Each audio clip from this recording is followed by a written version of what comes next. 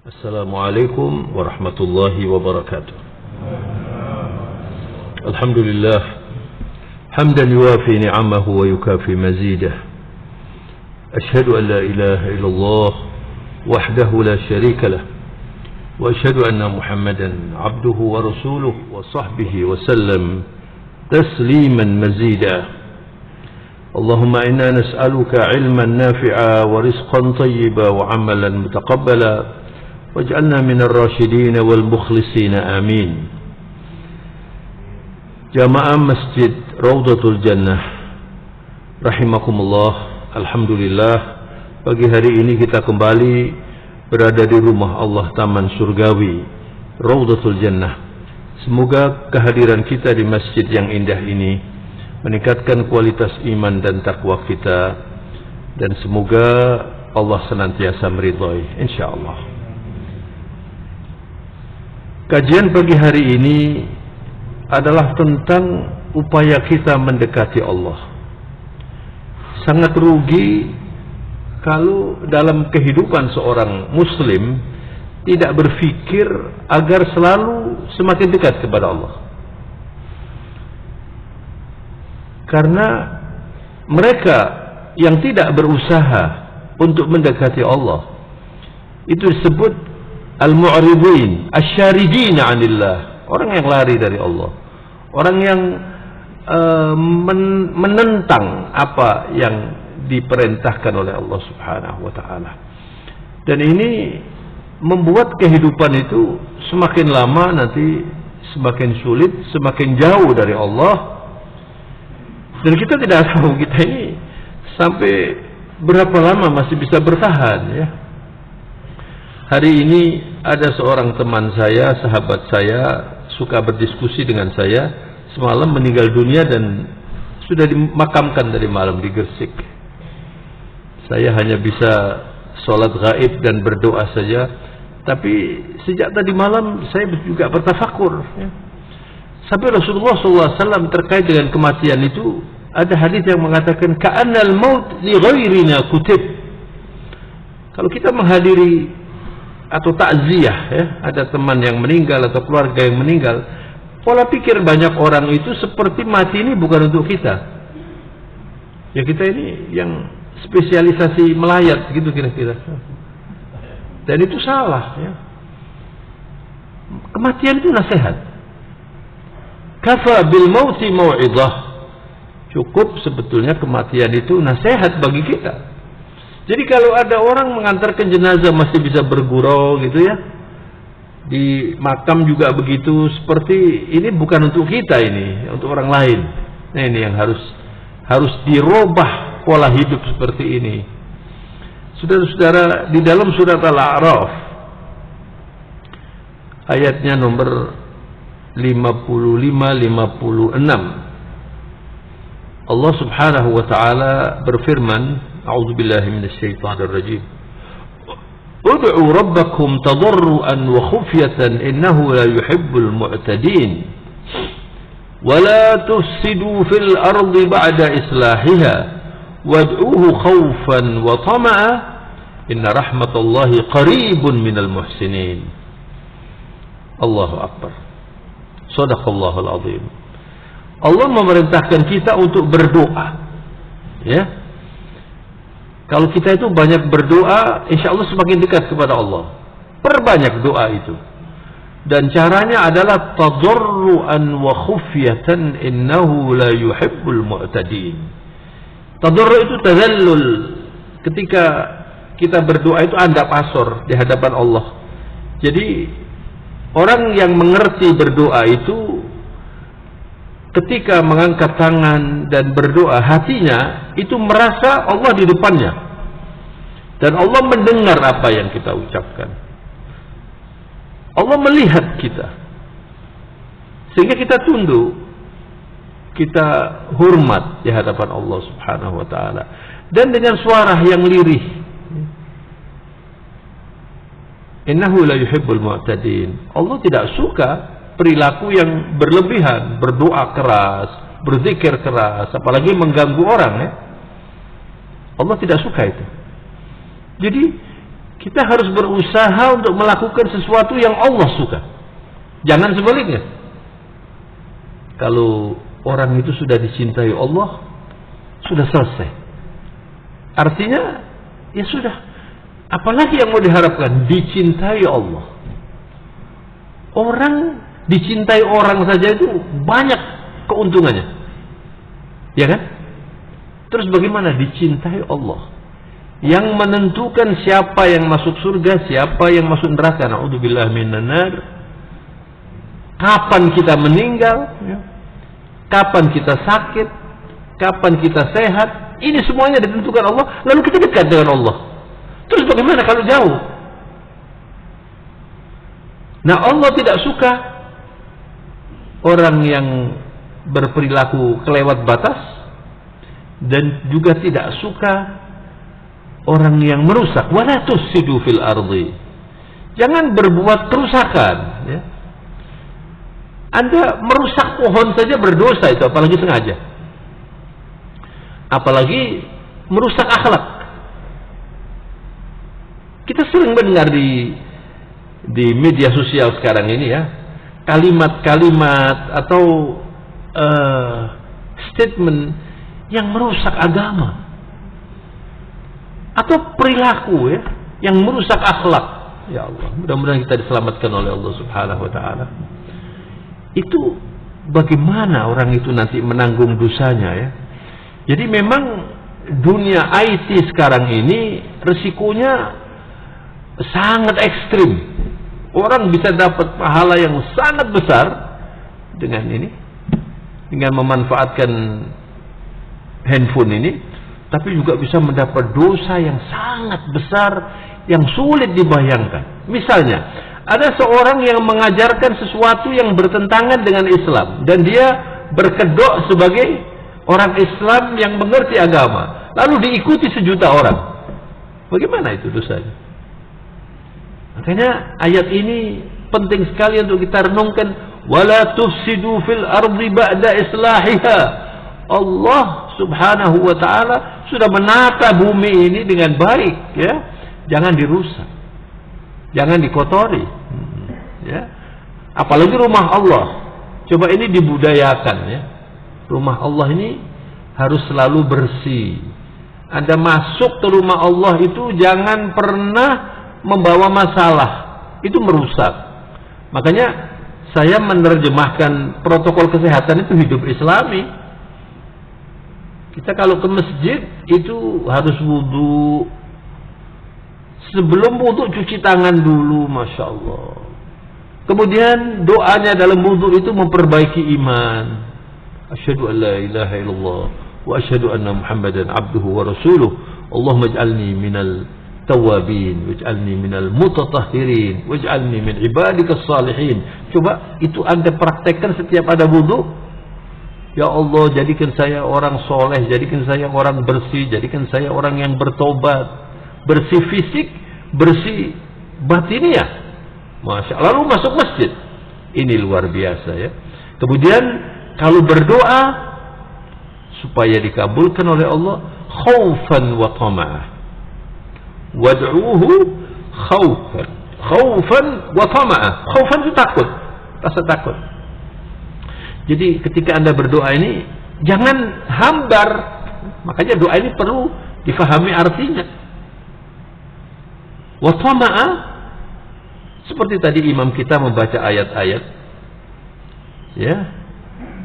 Kenapa Rasulullah menganjurkan, bahkan mewajibkan, ya ummul qaumu aqra'uhum, yang paling patut jadi imam itu adalah orang yang paling baik membacanya. Tetapi di atas itu juga yang berakhlak baik. Jadi misalnya, ya, mudah-mudahan terjadi di sini. Ada orang yang dikenal akhlaknya tidak baik, suka bermaksiat, tapi baca Qur'annya baik, ya. Jangan dijadikan imam. Nanti terganggu kita. Ini gayanya aja model begini. Tapi kalau sudah di luar suka mabuk misalnya, atau suka memfitnah, suka namimah, suka ini, jangan dijadikan imam. Karena imam ini nanti akan menjadi duta kita ini. Jadi penting sekali. Nah, ketika imam itu membaca ayat tentang neraka lalu kita merasa takut. Kalau kita mengerti. Kalau tentang surga lalu kita berharap, ya Allah, Allahumma ij'alna minhum. Allahumma ba'idna minhum. Kalau sudah berbicara tentang neraka, begitu Rasulullah SAW. Kalau membaca Al-Quran itu selalu diselingi dengan respon, ya. Begitu. Kalau sudah membaca ayat-ayat wala tufsidu fil ardi ba'da islahiha wad'uhu khaufan wa tama'a. Kalau berdoa atau kalau beribadah itu dengan rasa takut, jangan sampai ibadah saya tidak diterima, dan sangat tama'a itu kan serakah artinya. Sangat ingin surga, sangat ingin ampunan Allah, sangat ingin ya. Inna rahmatallahi qaribun minal muhsinin. Itu ujungnya. Rahmat Allah itu dekat dengan mereka yang berbuat baik. Jadi saudara, kalau kita itu berdoa, tidak cukup hanya dengan doa itu saja. Harus dilengkapi dengan amal yang baik dan kebaikan. Kebaikan. Anda misalnya ada keluarga yang sakit, contoh ini ya, atau kita sakit, kita berdoa. Ketika Anda sakit, Anda berdoa itu, Anda lakukan sedekah, Anda lakukan perbuatan-perbuatan yang baik, itu akan menopang doa kita. Jadi melengkapi doa kita. Khaufan wa tama'a, inna rahmatullahi qaribun minal muhsinin. Rahmat Allah yang selalu kita dambakan, yang selalu kita ingatkan itu dekat dengan orang-orang yang berbuat baik. Artinya kalau orang yang berbuat tidak baik, rahmat Allah jauh. Jadi misalnya ada orang santri setiap hari sholat di masjid, tapi perilakunya nggak baik, suka mengganggu tetangga, bagaimana mau dapat rahmat Allah Subhanahu wa Ta'ala? Jadi apa yang kita dambakan, apa yang kita inginkan dalam doa, dalam ibadah, itu seyogianya dilengkapi dengan amal soleh, dilengkapi dengan berbuat baik kepada orang. Al-muhsin, ya. Sebab dengan berbuat baik menjadi orang muhsin itu membuat kita dekat dengan Allah. Nanti semakin dekat, semakin dekat, semakin dekat. Masya Allah. Di dalam surat Al-Qasas, Bismillahirrahmanirrahim, Allah Subhanahu wa Ta'ala, nanti sampai di rumah dibaca Al-Quran ya, surat Al-Qasas itu surat yang ke-28, ayatnya nomor 77. Di sini juga diumumkan oleh Allah, Allah tidak suka dengan orang yang merusak. Ayatnya berbunyi, wabtaghi fima ataqallahu ad-daral akhirah wa la tansa nasibaka minad dunya wa ahsin. Wa ahsin, berbuat baiklah. Kama ahsanallahu ilaika wa la tabghil fasada fil ardi innallaha la yuhibbul mufsidin. Kalau tadi inna rahmatullah qaribun minal muhsinin, rahmat Allah itu dekat dengan orang yang selalu berbuat baik. Muhsin itu lebih dari sekedar mengerjakan yang wajib. Orang yang muhsin itu gak usah diminta, dia menolong orang.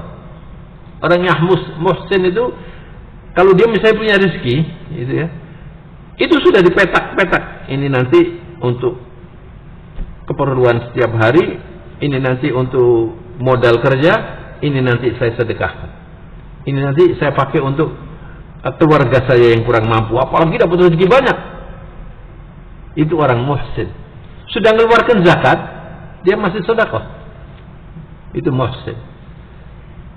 Sudah sholat, ditambah lagi sholat sunnah, ditambah lagi sholat duha, ditambah lagi sholat tahajud, ditambah lagi banyak berzikir. Itu muhsin. Jadi kalau urusan kebaikan ini jangan pernah puas sampean. Ya. Kalau urusan nikmat harus puas. Kalau urusan nikmat, Anda punya apa hari ini, bersyukur ya Allah, alhamdulillah. Banyak orang yang tidak punya. Tapi kalau urusan dunia Anda melihat yang di atas, nanti nggak bersyukur. Tapi kalau urusan ibadah, Anda walaupun santrinya bagaimanapun, banyak orang lebih santri dari kita. Kita sudah mengerti urusan agama, banyak orang alim yang jauh lebih hebat dari kita. Begitu ya.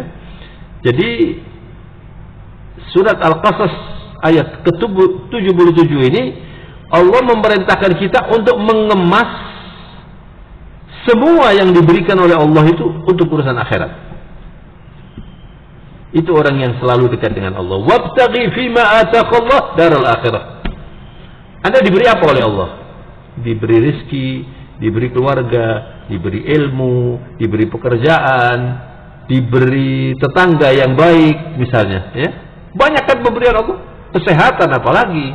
Nah, kita berpikirnya kesehatan semua yang saya miliki hari ini bagaimana supaya mengantarkan saya ke surga. Begitu maksudnya.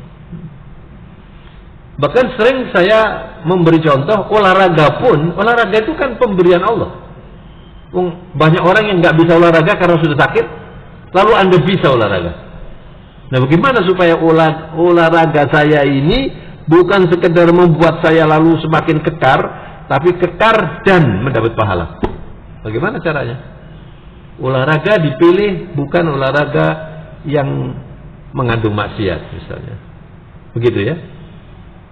Sama saja misalnya Anda mau istirahat, ngejak keluarga untuk istirahat, pergi ke pegunungan atau kemana ya, silakan dinikmati itu.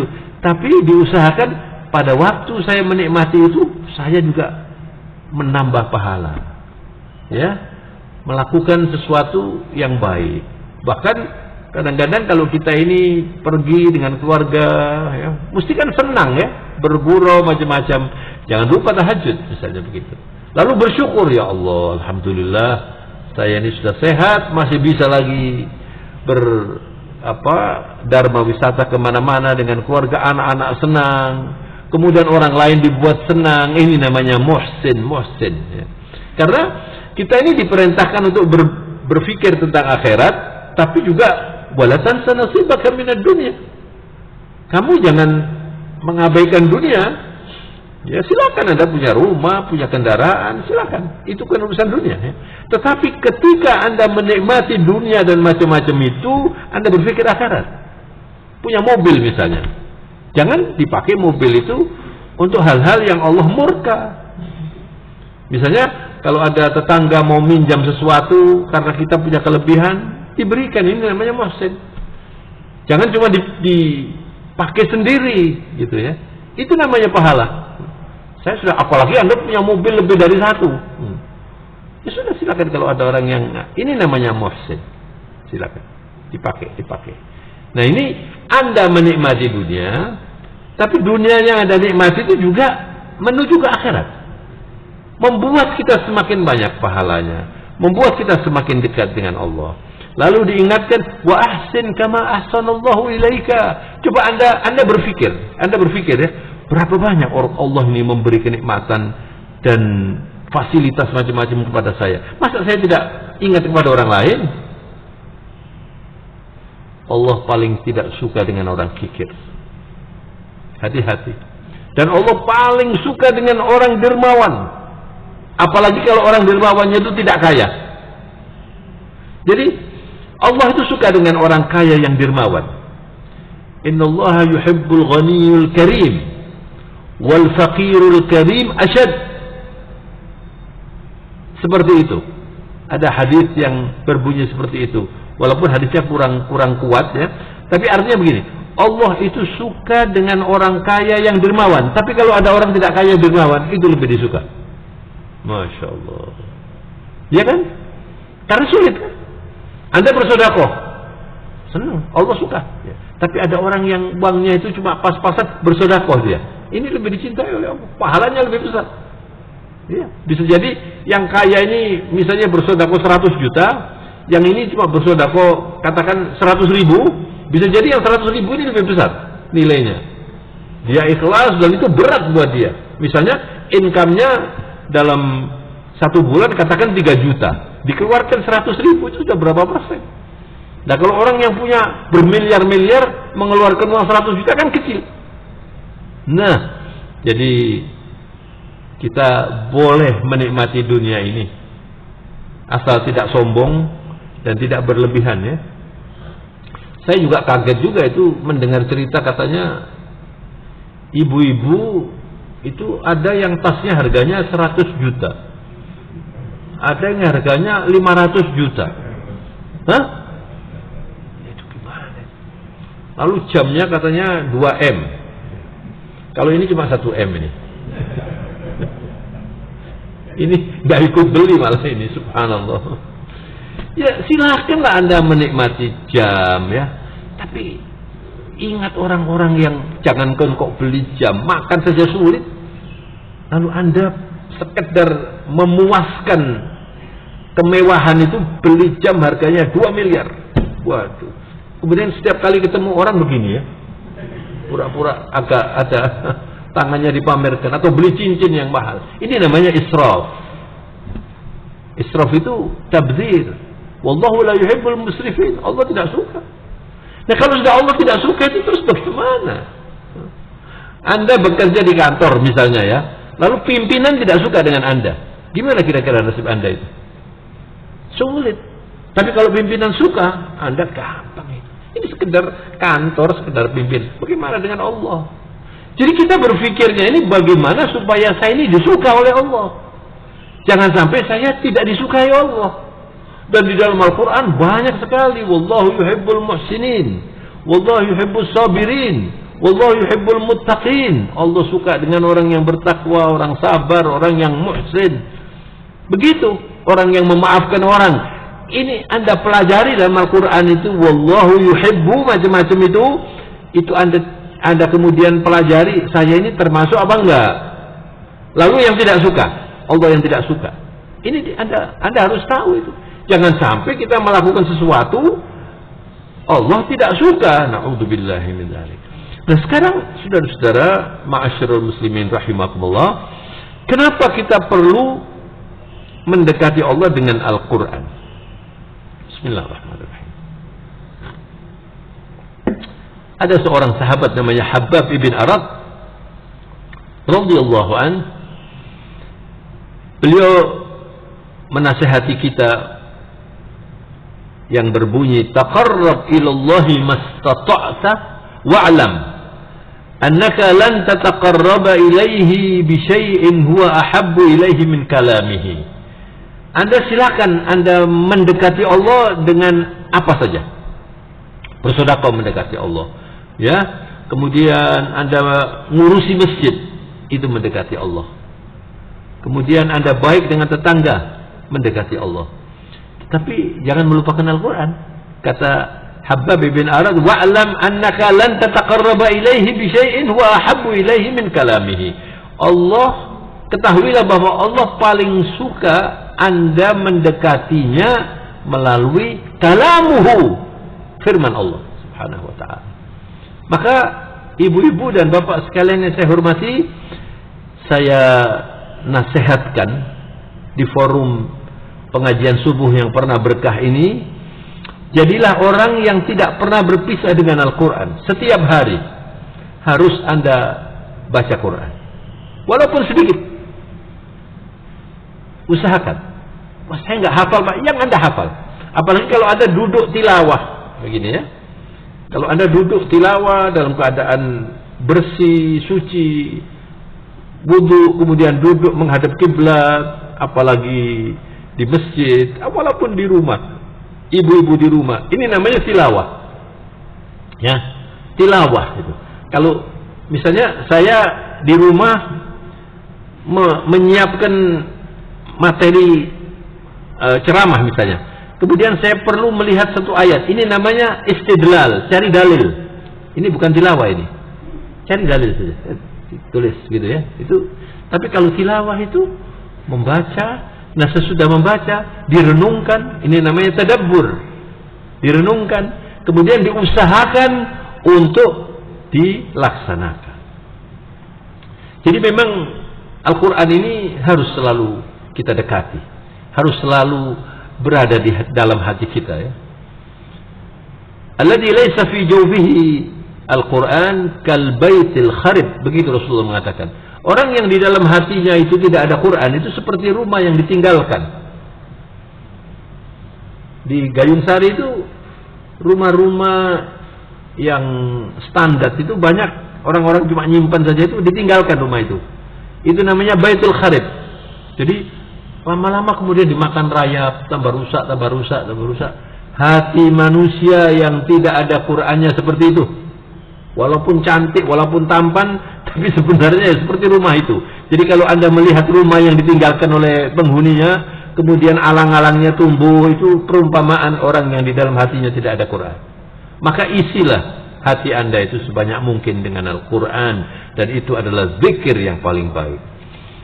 Memang saudara-saudara ya, sekarang ini perusak ajaran Islam ini semakin menjadi-jadi dengan adanya YouTube ini.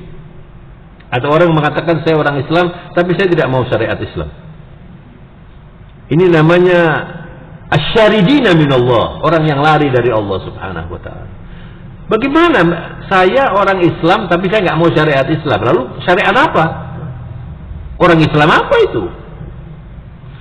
Islam ini dibangun dengan kepatuhan.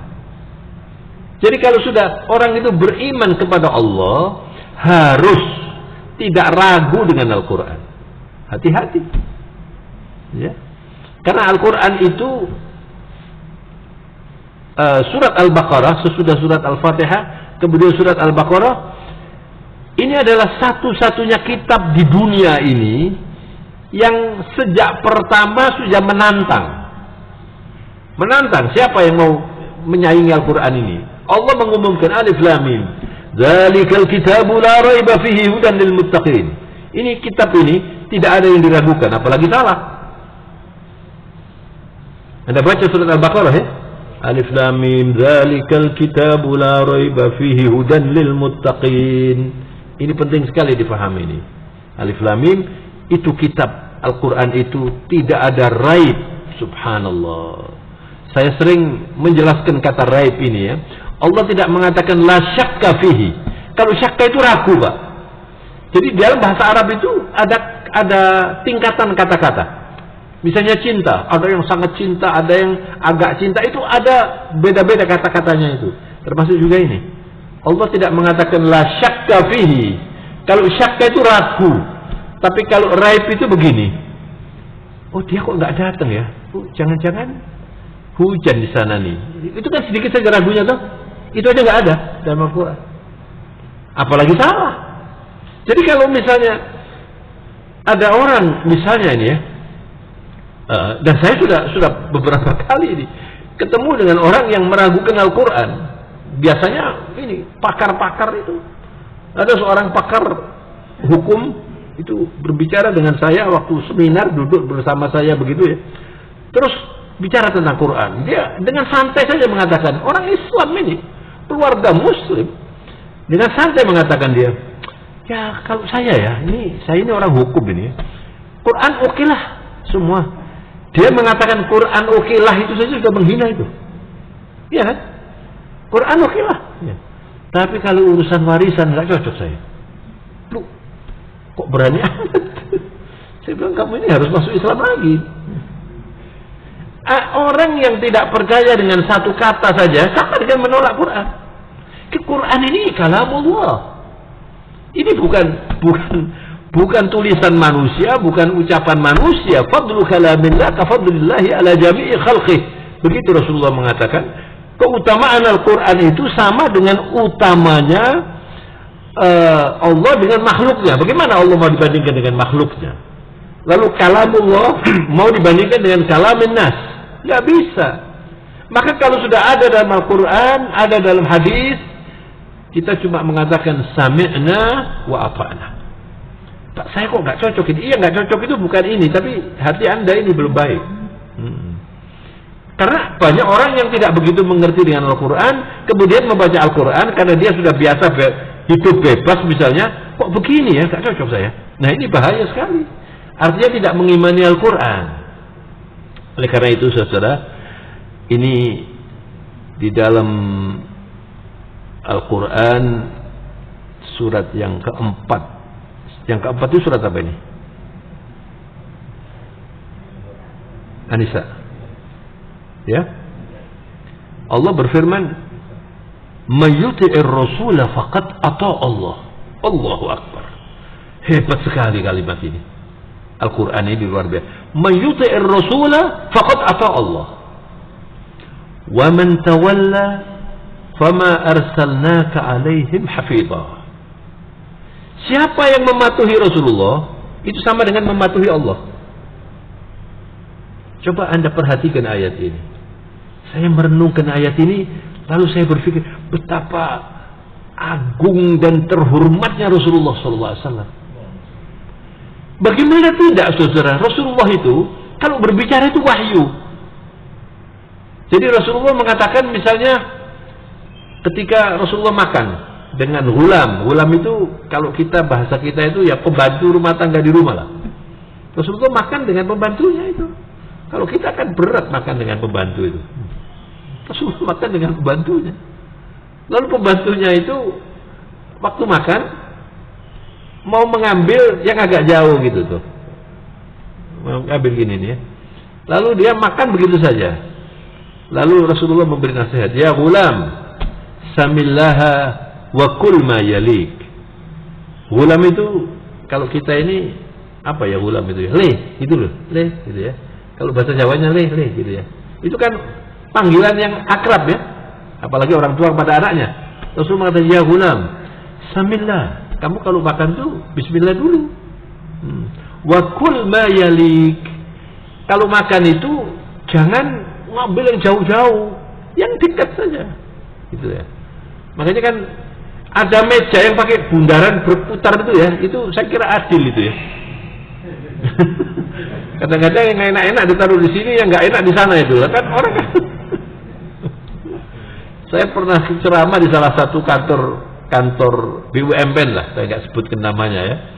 Itu saya penceramah ini duduknya dengan ini direkturnya kan dengan bos-bos di depan. Saya penceramah mau dipanggil kan, di depan ini ada anggur, ada macam-macam. Saya noleh di belakang nggak ada apa-apanya. Saya bilang ini kan diskriminatif ini. Gitu. Makan juga begitu ya. Misalnya Anda di rumah itu makan itu jangan yang enak-enak didekatkan sama bapak sama ibu, yang nggak enak didekatkan sama anak-anak. Nanti anak-anak begini nanti ngambil jauh-jauh gini. Rasulullah mengajar akhlak sampai di situ. Allah, luar biasa itu. Ya, jadi pakai bismillah kalau makan yang dekat ngambilnya sopan. Jadi makannya itu sopan. Ya. Saya pernah ada tamu di rumah saya. Ini pelajaran itu paling gampang kalau dipraktekkan, Pak. Ada tamu di rumah saya masih kira-kira masih SMP barangkali waktu itu. Abah saya itu setelah tamunya ini pulang, terus saya diberitahu ya, kamu kalau makan jangan seperti itu, karena bunyi, Pak. Kalau mengunyah itu bunyi itu, itu tidak sopan itu, tidak sopan itu. Ini akhlak Islam itu serba akhlak. Ya, jadi Rasulullah SAW itu ketika ditanya apa Islam itu, Rasulullah mengatakan ad-dinu husnul khuluq, agama itu akhlak. Maka semua yang diajarkan oleh Rasulullah itu adalah semua yang disuarakan oleh Allah. Wa ma yantiqu 'anil hawa in huwa illa wahyun yuha. Rasulullah itu tidak berbicara dari nafsunya sendiri, tapi semuanya wahyu ilahiyah. Oleh karena itu landasan Islam ini, kalau Anda mau menjadi orang Islam yang baik itu patuh, kepatuhan. Semakin patuh, sami'na wa ata'na, itu yang insyaallah min ahlil jannah insyaallah. Nah, ayat ini mempertegas itu. May yuti'ir rasula faqad ata Allah wa man tawalla. Siapa yang tidak mau? Itu tadi, tidak mau. Allah mengatakan, "Fama arsalnaka 'alaihim hafizha." Saya tidak mengutus engkau ya Muhammad sallallahu alaihi wasallam untuk ngopeni orang itu, untuk melihat, ngawasi gitu. Ini kamu begini makannya, enggak. Silakan. Siapa yang mau silakan, yang tidak mau silakan. Wa man syaa'a falyu'min wa man syaa'a falyakfur. Siapa yang mau beriman silakan, kalau enggak ada paksaan dalam agama. Jadi saudara-saudara, disinilah lalu saya berpikir Rasulullah SAW itu sangat cinta kepada umatnya. Dan yang terakhir, saudara, saya ingin melengkapi dengan pengumuman dari Allah bahwa baginda Rasulullah sallallahu alaihi wasallam itu adalah uswatun hasanah. Contoh yang terbaik dalam apa? Dalam semua urusan, apalagi dalam berdoa, ya. Doa itu ibadah. Rasulullah mengatakan begini dalam berdoa, "Ud'ullaha wa antum muqinuna bil ijabah." Kamu kalau berdoa itu jangan pernah ragu bahwa Allah akan menerima doamu itu. Jadi kalau orang berdoa kemudian ragu, ini sudah mengandung unsur wah kira-kira nggak diterima ini. Kira-kira diterima apa enggak? Kalimat ini sudah mengatakan nggak diterima ini. Misalnya Anda berdoa, ya, ibu-ibu paling banyak berdoa minta apa? Sehat. Apa lagi? Ada satu yang belum disebutkan, jaluk soge. Betul apa enggak? Enggak minta soge. Mana ada orang berdoa, ya Allah saya minta rezeki cukupan aja lah. Enggak. Minta kaya. Dan bukan dilarang, itu silakan. Silakan Anda minta apa saja. Tapi jangan Anda lalu berpikir, ya saya ini berdoa mulai muda minta kaya kok enggak suki-suki. Terus Anda berdoa, Allahumma rzuqna ya Rabb rizqan wasi'an halalan thayyiba misalnya. Ya Allah beri rezeki yang luas, yang halal, yang baik. Terus dalam hatinya paling wis pancet iki. Itu artinya sudah pasti Anda enggak diterima. Mengerti? Dekatilah Allah itu. Makanya dalam berdoa itu jangan disamakan dengan Anda minta kepada seseorang. Kemarin di YouTube itu saya mendapatkan ceramah saya di Pertamina kalau nggak salah. Sudah 3 tahun yang lalu. Kemudian saya dengarkan. Kemudian saya share di antaranya saya di situ berbicara tentang doa. Lalu saya katakan, jangan berdoa yang membuat seakan-akan Allah itu sulit menerima. Doa apa itu? Doa yang umum seringkali itu. Ya Allah sekiranya Engkau berkenan, terimalah doa kami. Atau sekiranya Engkau berkenan, berilah kami kemudahan. Itu sama dengan begini. Kalau tidak berkenan, ya tidak apa-apa. Gitu. Itu kan mengecilkan peran Allah. Nggak ada doa begitu yang diajarkan oleh Rasulullah SAW. Apalagi doa ketika mengantarkan jenazah. Ya Allah terimalah almarhum sesuai dengan amalnya. Doa apa ini? Artinya, ya kalau yang almarhum bisa ngomong, lalu menurut saya sudah didoakan, berangkat dewe kan begitu. Sesuai dengan amalnya. Itu kan artinya, Anda mendengar nggak doa begitu? Itu artinya, kalau dia baik ya masukkan surga. Kalau dia nggak baik ya masukkan neraka kan gitu. Tidak ono batinnya belas sih. Tidak begitu. Rasulullah mengajarkan, Allahumma in kana muhsinan fazidhu fi ihsanih wa in kana musian fatajawaz an sayyi'atih. Itu doanya Rasulullah. Ya Allah, kalau dia ini orang baik, perbanyak pahalanya. Kalau dia orang yang tidak baik, ampuni dosa-dosanya. Ini doa. Begitu. Nah ini akhlak ini diajarkan oleh Rasulullah SAW. Oleh karena itu Allah mengatakan laqad kana lakum fi Rasulillahi uswatun hasanah. Pada pribadi besar Sayyidil Mursalin itu adalah qudwah. Uswah itu teladan, bukan sekedar anjuran. Tapi bagaimana Rasulullah berdoa kita tiru. Bagaimana Rasulullah makan kita tiru. Bagaimana Rasulullah masuk ruangan, Assalamualaikum, kemudian misalnya Anda mau berjabat tangan, dari kanan dulu, jangan langsung. Kalau Anda fanatik dengan Nabi, semua perilaku ini nanti menjadi Muhammadi. Lalu Anda semuanya itu bisa mendapat pahala. Bagaimana Rasulullah menyampaikan nasihat, bagaimana para sahabat mendengarkan nasihat. Ini semuanya diajari oleh Rasulullah. Uswatun hasanah. Untuk siapa ini? Laqad kana lakum fi Rasulillahi uswatun hasanah. Untuk siapa? Tidak untuk semua orang. Liman kana yarjullaha wal yawmal akhir. Bagi mereka yang selalu mendambakan Allah. Itu tadi. Semua ini ya. Saya punya rumah. Bagaimana rumah saya supaya mengantarkan saya ke surga. Begitu loh Pak. Saya punya anak. Bagaimana anak saya ini supaya mengantarkan saya ke surga. Saya punya istri. Saya punya pekerjaan. Jangan pekerjaan membuat Anda masuk neraka. Banyak orang yang bekerja kemudian pekerjaannya menyesatkan dia. Di dunia sudah masuk penjara, apalagi di akhirat nanti. Naudzubillah. Kan banyak begitu. Itu artinya tidak mengolah apa yang diberikan oleh Allah untuk akhirat. Wabtaghi fima ataqallahu darul akhirah. Ayat surat Al-Qasas yang saya baca tadi. Nah di sini, laqad kana lakum fi Rasulillahi uswatun hasanah liman kana yarjullaha wal yawmal akhir. Ini bagi orang yang selalu mendambakan Allah dan hari kemudian. Yang dipikirkan itu hari kemudian, Pak. Saya sholat ini, saya ceramah ini, jangan sampai tidak mengantarkan saya ke surga. Begitu. Wa dzakarallaha katsira. Untuk mereka itu, liman kana yarjullaha wal yawmal akhir wa dzakarallaha katsira. Orang yang selalu mendambakan Allah. Mau makan saja, dia menghitung cari pahala yang banyak. Pada kesempatan yang lalu saya mengatakan, kalau ibu dan bapak makan, jangan alhamdulillahnya itu satu kali. Begitu enak, alhamdulillah. Enak lagi nih, alhamdulillah. Anda alhamdulillah itu artinya Anda bersyukur. Alhamdulillah yang kedua ditambah pahalanya. Yang ketiga diampuni dosa-dosanya. Begitu Pak. Semakin banyak semakin baik. Artinya Anda ini orang yang banyak berzikir. Nah itu meniru Rasulullah SAW.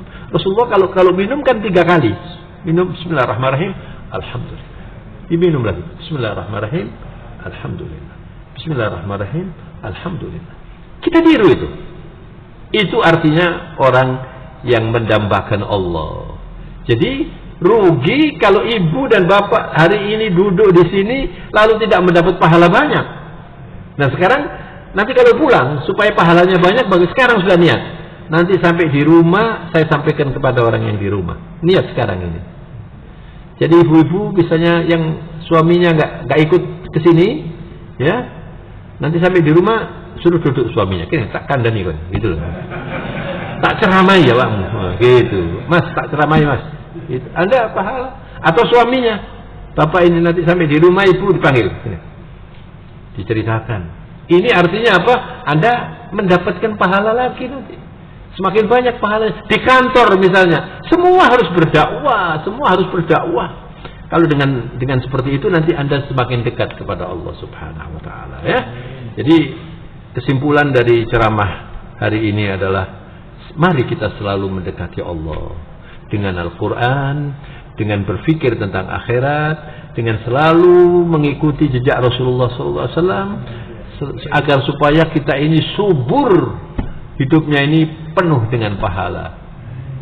Subhanakallahumma wa bihamdika nasyhadu an la ilaha illa anta nastaghfiruka wa natubu ilaika. Semoga acara pagi hari ini bermanfaat dan mendapat ridha Allah Subhanahu wa taala. Allahumma taqabbal minna innaka antas samiul alim wa tub alaina innaka antat tawwabur rahim.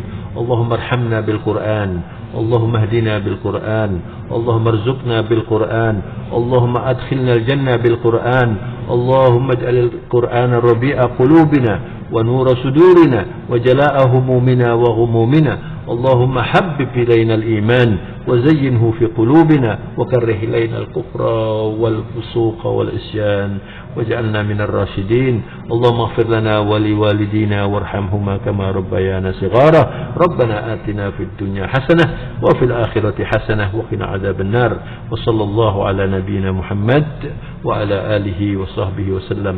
سبحان ربك رب العزة عما يصفون وسلام على المرسلين والحمد لله رب العالمين آمين. وبالله التوفيق والهداية.